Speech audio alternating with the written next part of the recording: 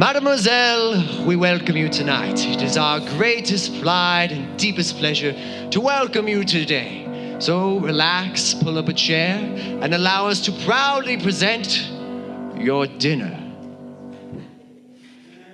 Be our guest, be our guest. Put our service to the test. Tie your napkin round your neck, shall we? And we'll provide the rest. Soup du jour, hors d'oeuvres. Why, we only live to serve. Try the gray stuff. It's delicious. Don't believe me? Ask the dishes. They can sing, they can dance. After all, this is France. And a dinner here is never second best. Go on and fold your menu, take a glance, and then you'll be our guest. We are guests, be our guest.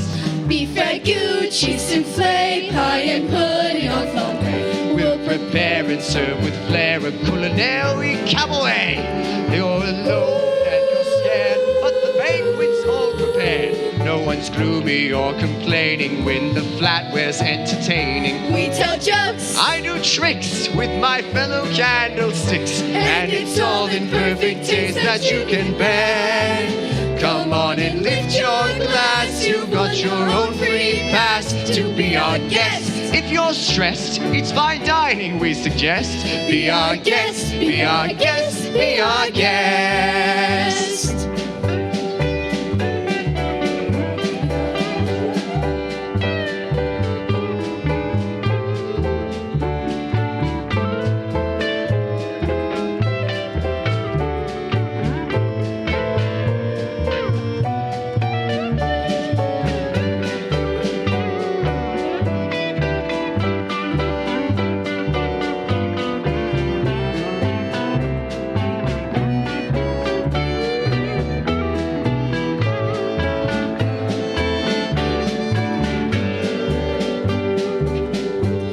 it's a guest. Sakes alive, we'll all be blessed. Wine's been poured and thank the Lord. I've had the napkins freshly pressed. With dessert, she want tea, and well, my dear, that's fine with me. While the cups do their soft shoeing, I'll be bubbling, I'll be brewing, I'll get warm, piping hot. Heaven's sakes, is that a spot? Clean it up, we want the company impressed. We've got a lot to do. Is that one lump or two? For you, our guest. She's our guest. She's our guest. She's our guest. Be our guest. Be our guest. Be our guest. Welcome to the First United Methodist Church, and we're glad you're here for Youth Sunday. Take this time to greet those around you. It's greeting.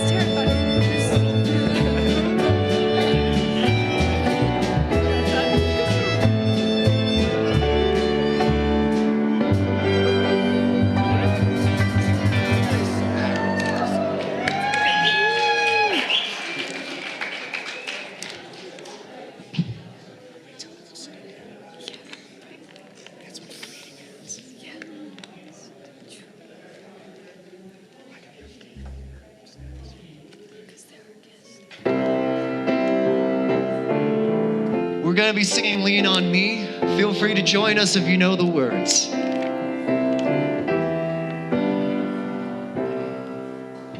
Sometimes in our lives, we all have pain, we all have sorrow, but if we are wise, we know that there's always tomorrow.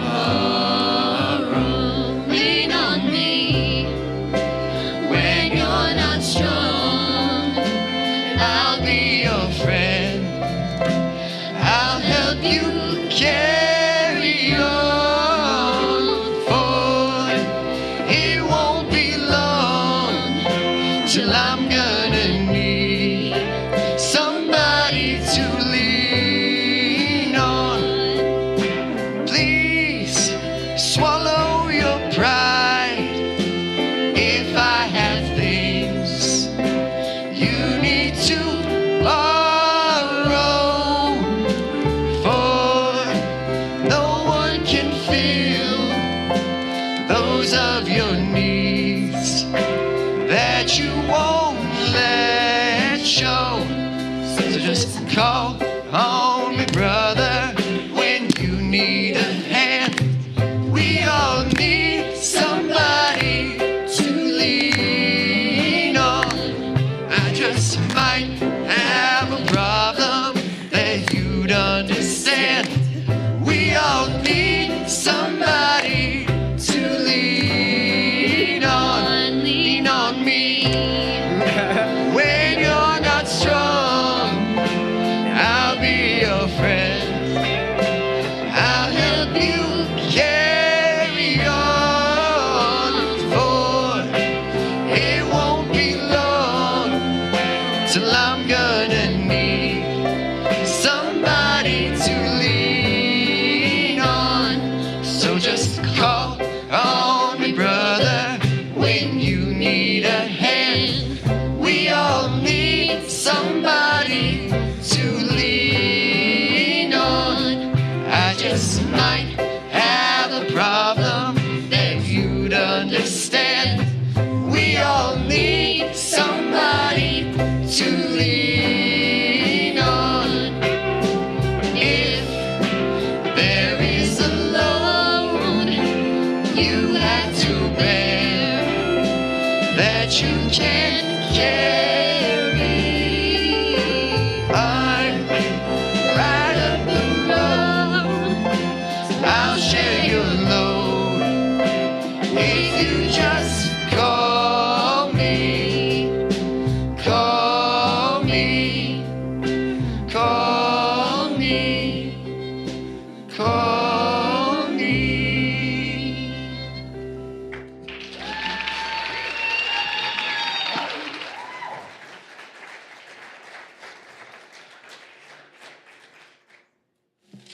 Welcome! Welcome!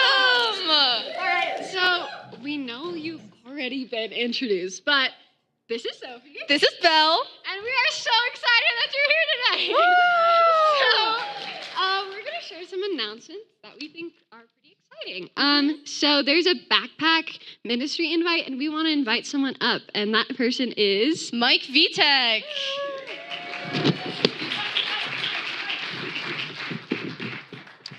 Thank you and good morning. After having to pause the back because of COVID-19, the mission team is really pleased to reinstate it. It's one way we live out our church's vision, touching people and changing lives through the love of Jesus Christ. This ministry reaches out to indigent prisoners being released from the Douglas County Sheriff's Detention Center. Our backpack ministry is a way we can be instrument of Christ's redeeming salvation and compassion in the world by demonstrating God's love for prisoners. Prison ministry is not new to the United Methodist Church. 8 years before John Wesley had his heartwarming experience at Aldersgate, he had been practicing acts of mercy for some time. He visited prisoners 5 days a week. Our goal this year, as it's been in the last several years, is 48 backpacks, 36 for men and 12 for women. This is a similar goal, as I said in the past. We purchased the backpacks and asked with your help to fill them with a lot of personal items that those people might need once they leave the criminal justice system. We fill them with toothpaste, shaving cream, razors, a number of different things. We also include a devotional track and a Bible. And thanks to the generosity of Judy Crenshaw and an organization she's with this year, where her group is providing $50 gift cards from Safeway. When I contacted Kenny Teague, who's been the person I've worked with for several years with this backpack ministry, about restarting the program, I asked him if this is something he would still like our church to do. He said, "This is an awesome program, and I would like to thank your church for doing it." And to my knowledge, we are the only church in Douglas County that's providing this kind of ministry. I'd like to thank you for your past generosity. And today, close to the church office, you can help us by taking a card for supplies and/or making a cash donation. Thank you very much, and thank you.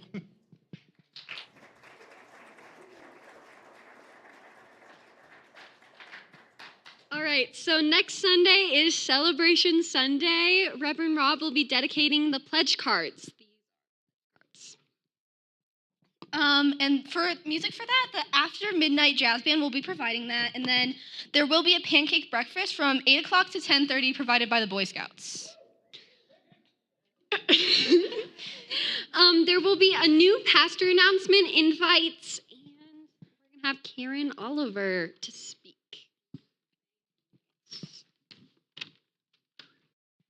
Thank you, everyone.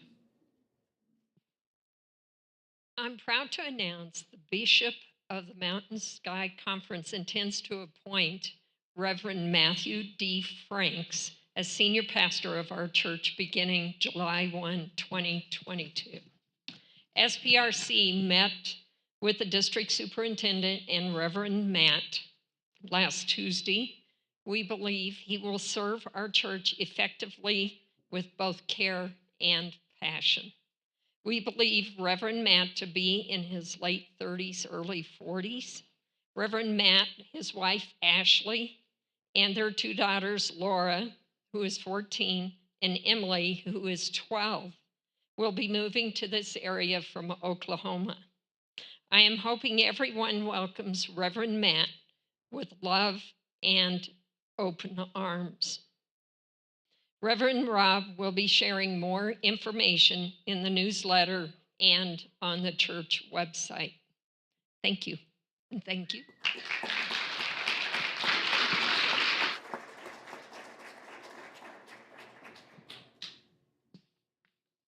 Oh, yeah, and now we would like to invite the ushers forward for the offering. Yeah.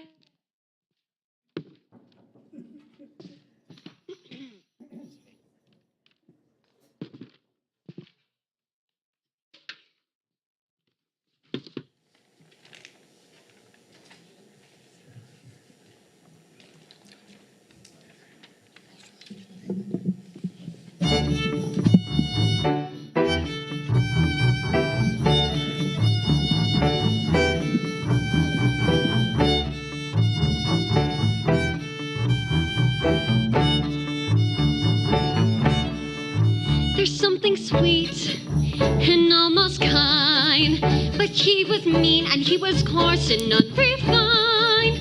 But now he's dear and so unsure.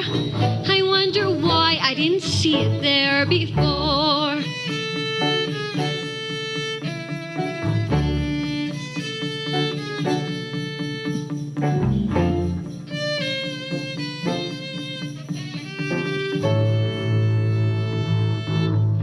She glanced this way, I thought I saw. And when we touched, she didn't shudder at my paw. No, it can't be, I'll just ignore. But then she's never looked at me that way before. No,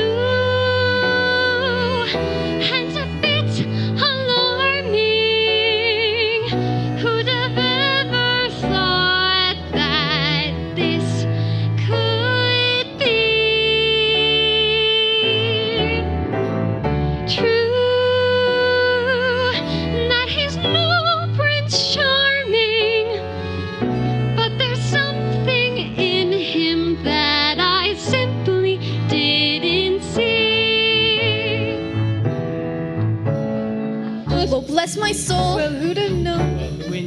And who'd have guessed they'd come together on their own? It's so peculiar. We'll wait and see a few days more. There may be something there that wasn't there before. Perhaps there's something there that wasn't there before. There may be something there that wasn't there before.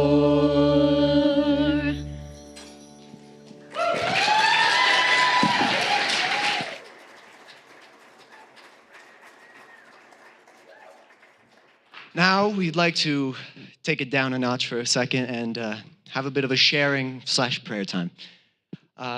So we would like to talk about how this place is important to us, important moments we may have had, emotions that we feel were inside this building, those kinds of things. Start off with Willie. I think that with this church, especially in this youth program, the most unique opportunity we get to have is the fact that we get to do mission trips every summer. We get to go to some location in the U.S. where we get to both do a bit of mission work and just have a great time knowing each other better and forming, those relationships that last a lifetime. I even thought about what I was going to say and I completely forgot it. I guess I've met some of my best friends at this church, and they're all the most supportive people that I could ever ask for. And they've given me the confidence to be able to sit up here and talk to you, which is something I never thought I'd be able to do.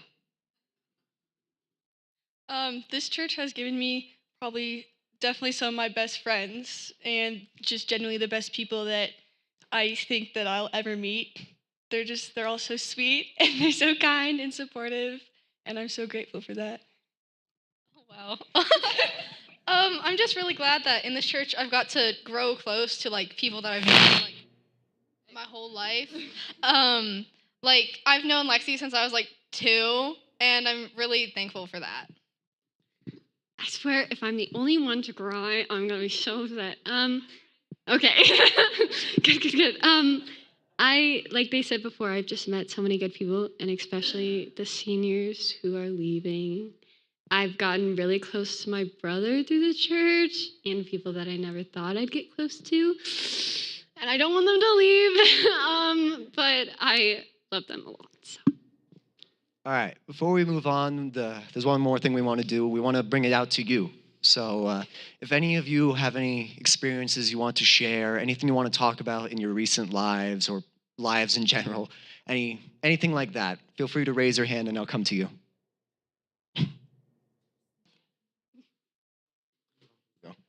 First volunteer. Hi, I'm Sarah, as you might know, and I sit up here often. I'll just say, so I also was a youth in this church. I've been here for, how old am I? 20 plus years. And I also grew up in the church. And my best friend is also from this church. It's given me a lot. And at a certain point, it saved my life. And I love being here now and watching this group of youth. It's amazing. I've gotten to watch them grow up too a little bit. They might not remember, but I've been helping direct them in the Christmas plays for 6+ years now. So, I've watched them all grow, and they've become amazing vocally even, which is just such a joy. I don't know. It's just so great to watch new generations keep coming through, and every time they're better than the last. I look at them and I'm just astounded by them. I don't tell them enough, but they amaze me. They're so smart. It makes my heart soar that I used to do this too. And now I get to watch new, even better kids keep coming through. So I just wanted to say that. Oh. Sorry. Does anyone have... Yes. Does anyone have any prayers or more thoughts to share? Oh, yes, Courtney. So So I have been involved kind of off and on with the youth over many years.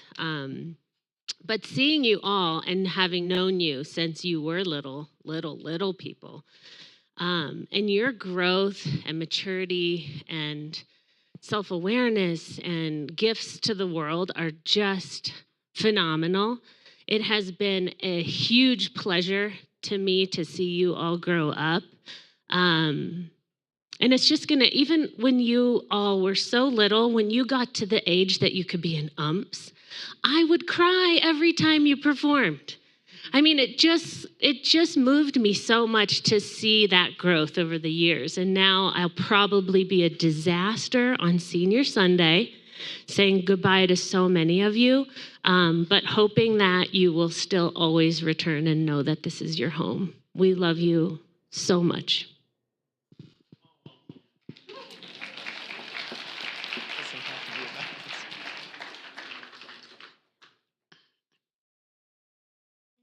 Have any more? It can be about anything. We're a support community here. Anything you want to talk about, we support you. Hi. Oh, excuse me. I'm Nikki Hoy. I'm Courtney's mother. And I've got to say that I started in this church in 1984, which was a long, long time ago, and raised our kids here. Courtney and family moved to Atlanta, and she called me one day after living there with her 2 kids and said, "Mom, we want to move here. Can we stay in your basement for a little bit?" I said, "Absolutely."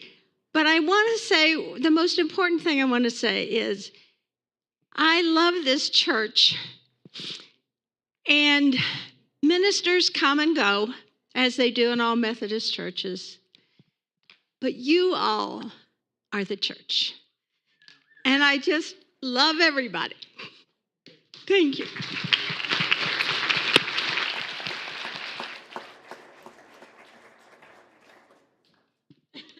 Anyone else? All right, on that note, we're going to lead in a little bit of a silent prayer. Just share whatever thoughts you'd like to get out to whatever.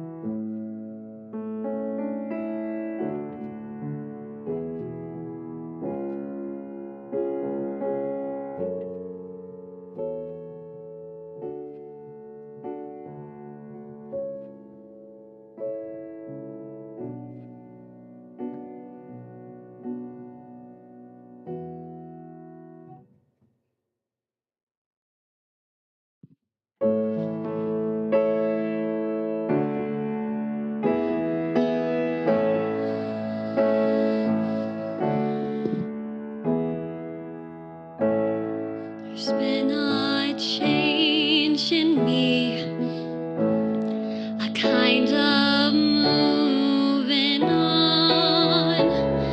Though what I used to be, I still depend upon. For now I realize that good can come from bad. That may not make me wise, but oh, it makes me glad. And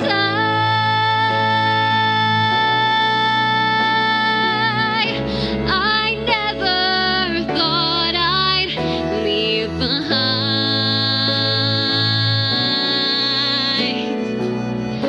my childhood dreams, but I don't mind.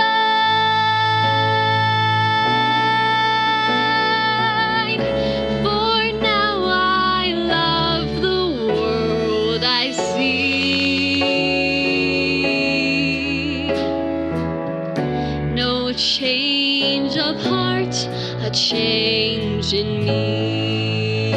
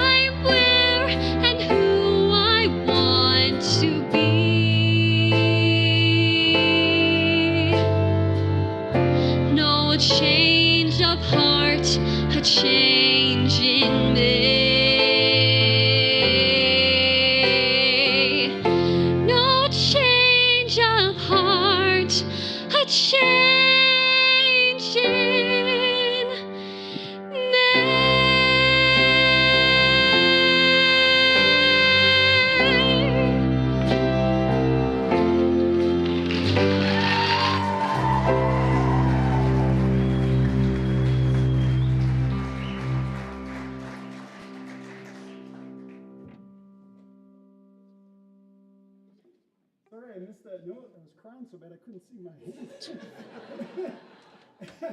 That was funny.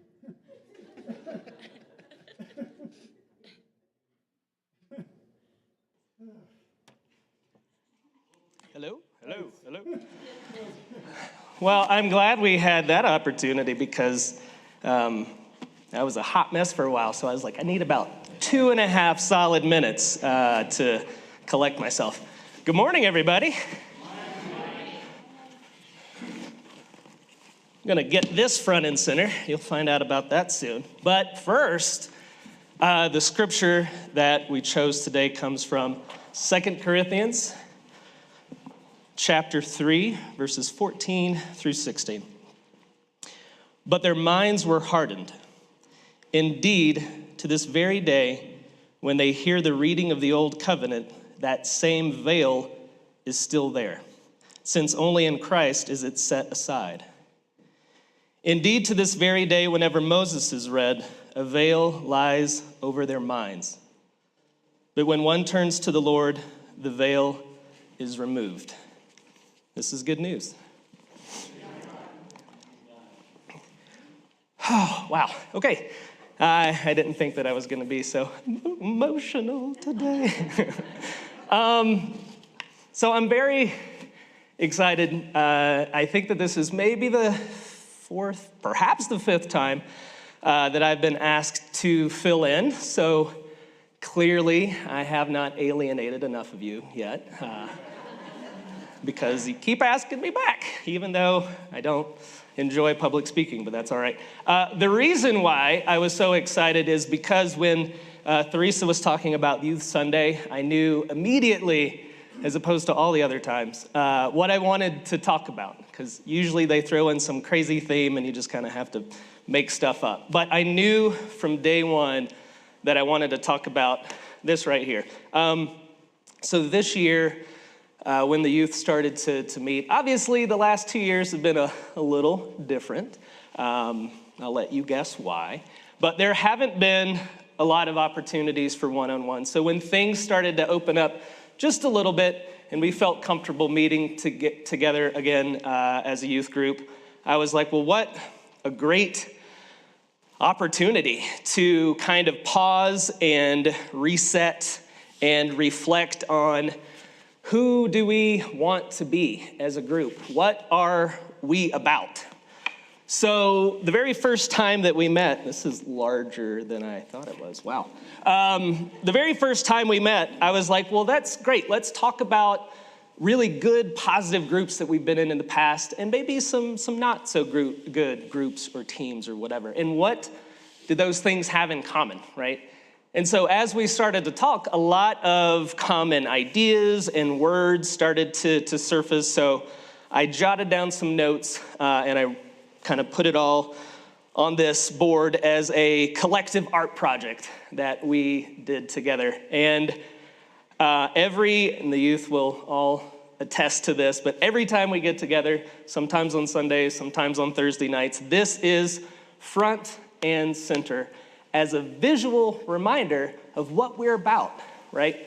So let's take a look at some of those. First of all, communication. We always talk about, we start our time with happy crappy is what we call it. But it's essentially an opportunity to say some great things that have been going on and maybe some not so great things that have been going on in the past week. Supportive, uplifting. Like if we're not here to support one another as youth, then I mean, what are we doing? That's what we are about. But you may have noticed that I slipped in 3 phrases of my own, and I don't think that this is going to be strange to any of you, but that is open minds, open hearts, and open doors. That should sound familiar to a lot of you. Our mission as a church, the mission statement is touching lives, touching people and changing lives through the love of Jesus Christ. But the United Methodist Church, their motto is open doors, open minds, and open hearts. So that's what I wanted to talk about today as just a reminder about who we are. But first, before I do, I really love the fact that this church sets aside time to honor the youth. But I would like to point out that we have youth that are actually part of almost every Sunday. And so first of all, that's JP on drums. Yay, JP. And also in the back is Haley that always helps with the sound and all the technical stuff. So thank you, Haley. So again, it's wonderful to be part of a community that celebrates the, not to be cheeseball, but they are kind of the future of our community and our congregation. But at the same time, every Sunday is Youth Sunday because we have people that are actively participating and helping out in the service. So thank you, JP, and thank you, Haley.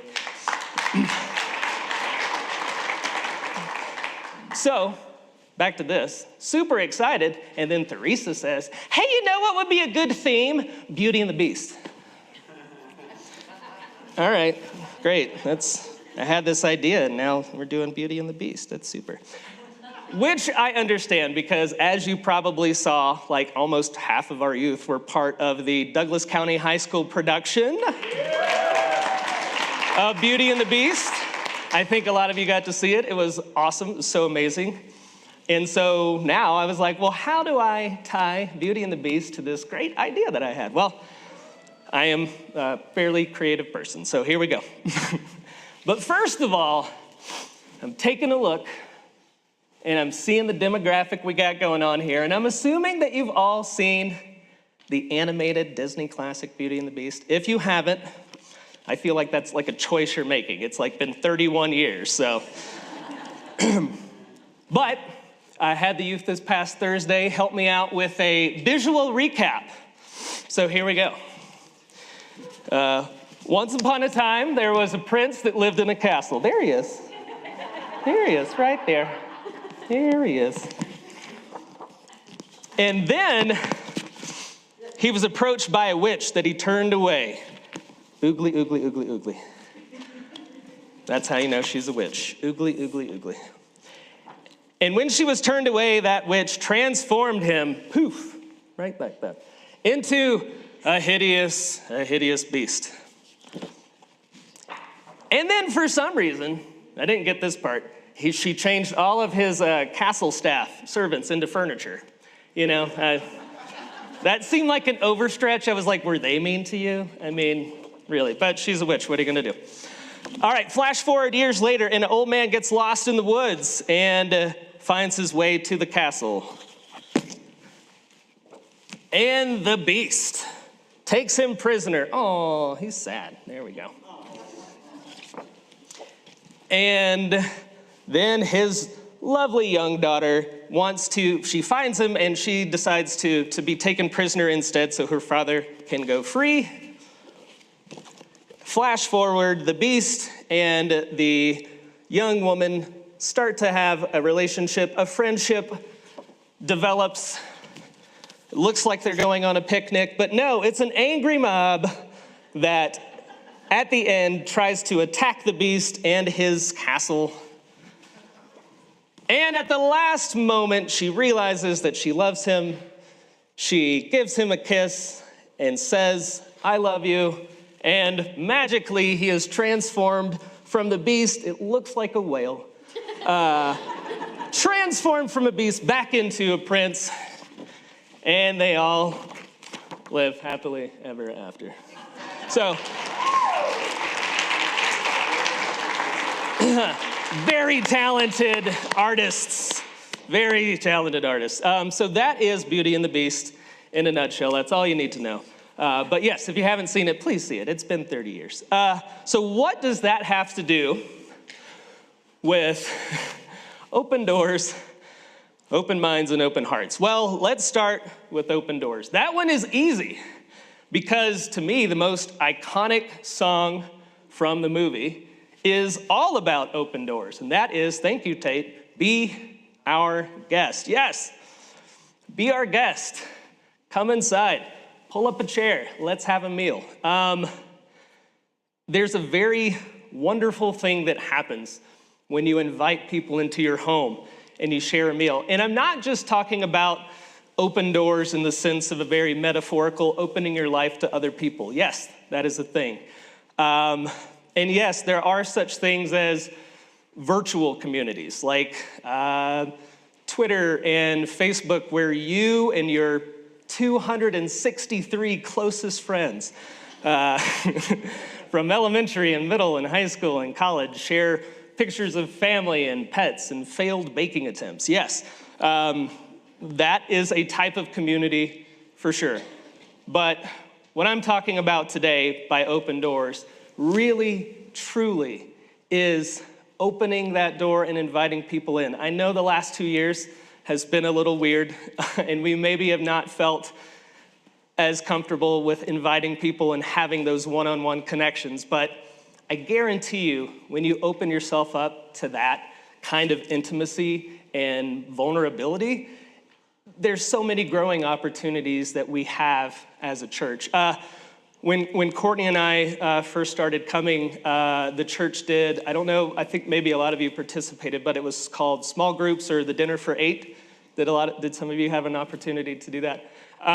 So it's where you sign up and you're randomly paired with like 3 other couples, and then throughout the year, you rotate hosting dinner in your home, and you get to just know people in a different way.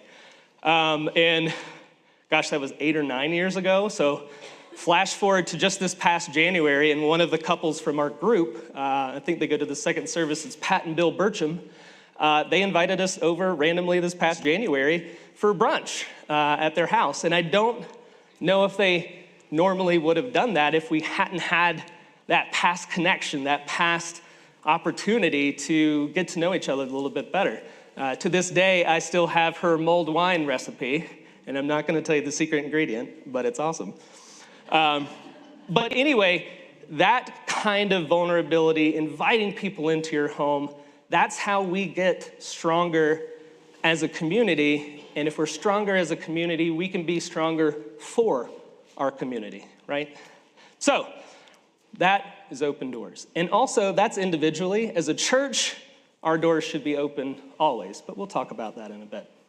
Now, Open Minds is next, and that one was a little bit trickier, but when I looked through the song list, it came to me that Open Minds is perfectly exemplified in the song that they performed, which is Something There. And that song is all about something being there that wasn't there before. At least that's what Mrs. Potts says in her song lyric. She says there's something there between these two that wasn't there before. And what she's talking about is that spark of romance, that friendship, that blossoming love. Because let's be reminded that the beast imprisoned her dad, then imprisoned her, then forced her to have dinner with him. So not the best first date in the world. So yeah, there definitely wasn't a love connection before, but you know, in the middle as they're getting to know each other, yeah, there started to be something there. But Belle, in her verse, she says, oh, he has a gentle side, he has a kind side, and I don't know why I didn't see it there before. And that's a very important distinction, because on one hand, you got something that just wasn't there and then suddenly was. But what she's saying is that, well, it was always there, I just don't know why I didn't see it. And the reason why she was able to see it is because she kept an open mind. Huh? Did you see what I did there? Yes. But seriously, she got beyond that first impression, right? Because clearly, all signs pointed to he is a beast. He looks like a beast. He's acting like a beast. But she kept an open mind. She got past that first impression, and she got to know him a little bit better. And she saw all of these other sides of his personality. That's what being open-minded is all about, is making sure that you get beyond that initial judgment of others. Our brains are wired to do that, right? It goes back to caveman days where you were looking and saying, is this a saber-toothed tiger? Is this person a friend or a foe? Am I in danger or not?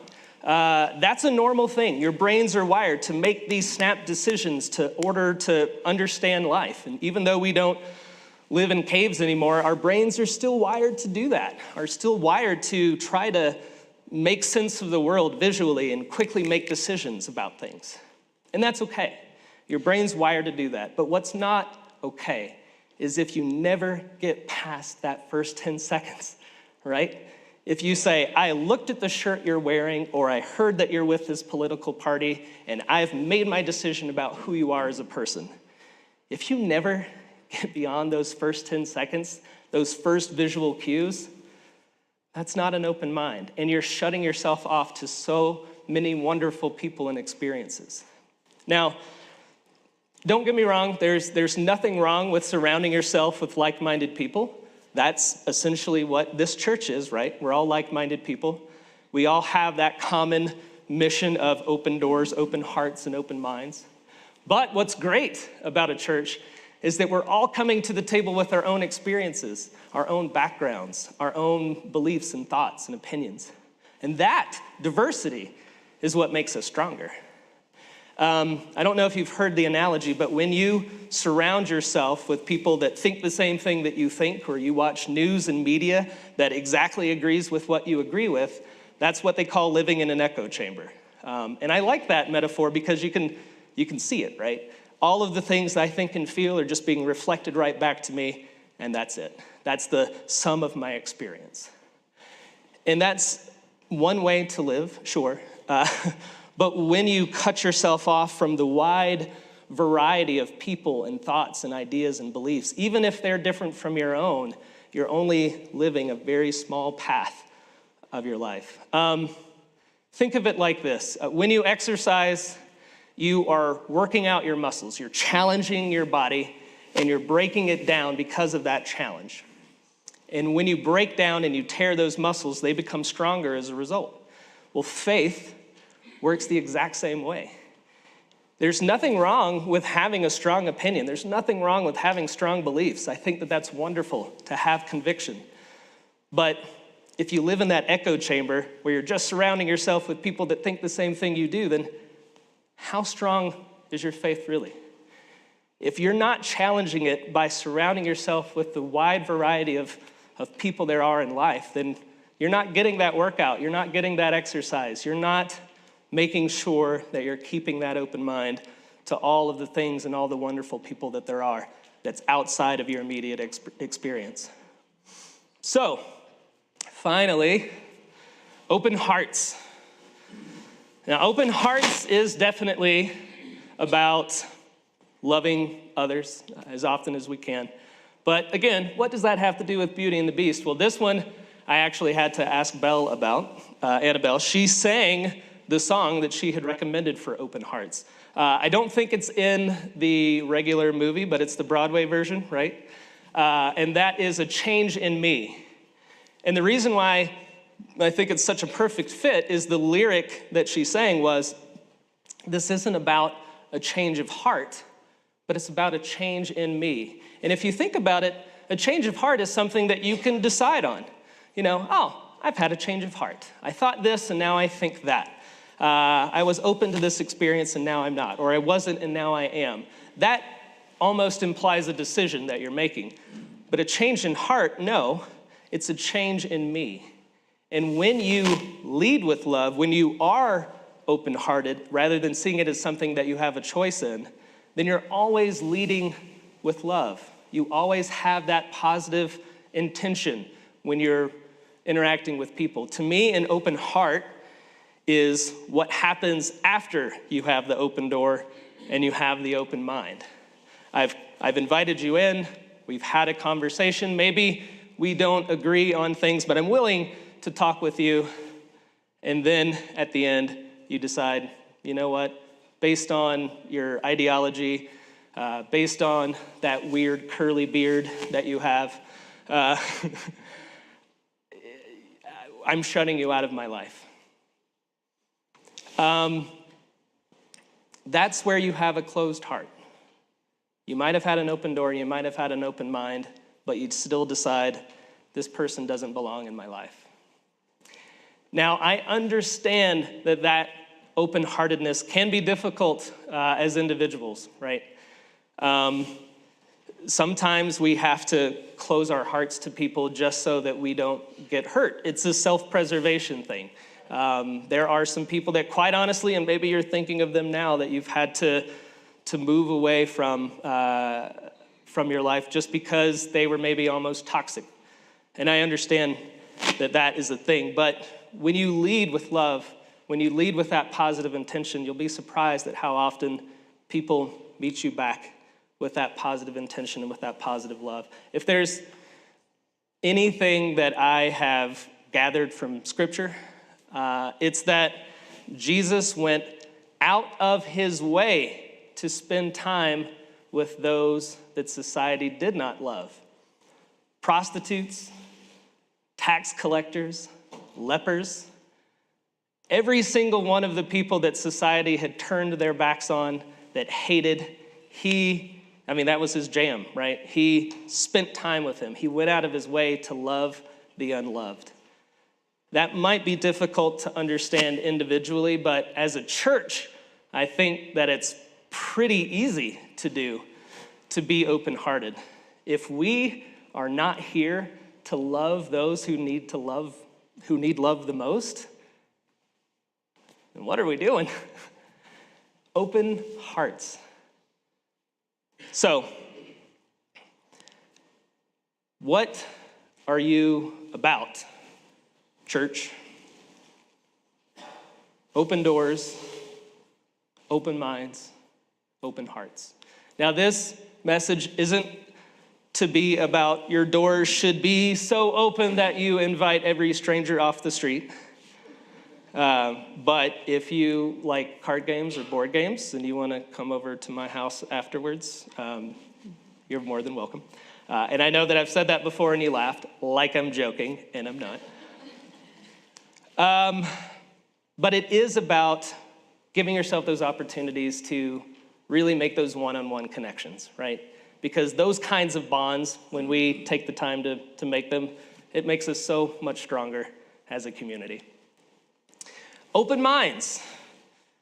This message isn't about being so open-minded that you believe everything that you hear or you don't have strong opinions. No, as a matter of fact, the way that I feel you earn a strong opinion is by surrounding yourself with people that think or feel differently than you do. People are so much more than the clothes they wear or the political party that they choose or the gender they identify as or the amazing beards that they have.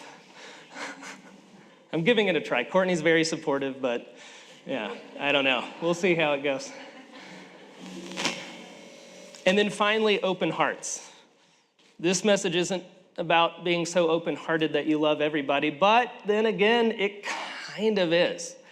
And that's maybe the hardest thing, is to love everyone, but at the same time, that leading with love, and that's something that Reverend Rob has said before, lead with love. And if you do that, I think you'll be surprised at how often you're met with that same kind of love and positive intention. Open doors, open minds, open hearts. It's what we are as individuals, or can be, and it's what we definitely should be collectively as a church. Because the moment we close our hearts to people that need it the most as a church is the exact same day we should close our doors as well. But I know that you can do it because I've seen it, and that's who I think we are as a church. So, can everyone stand, please?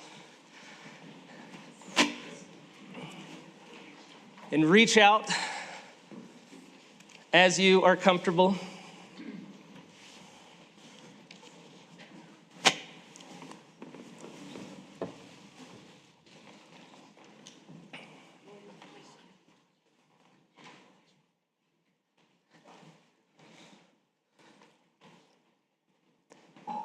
Dear Lord, thank you so much for this day.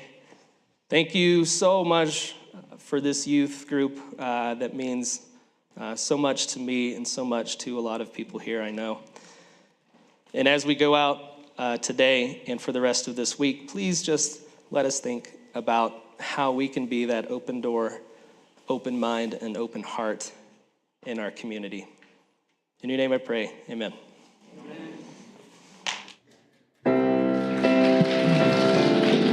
Gonna be hyped.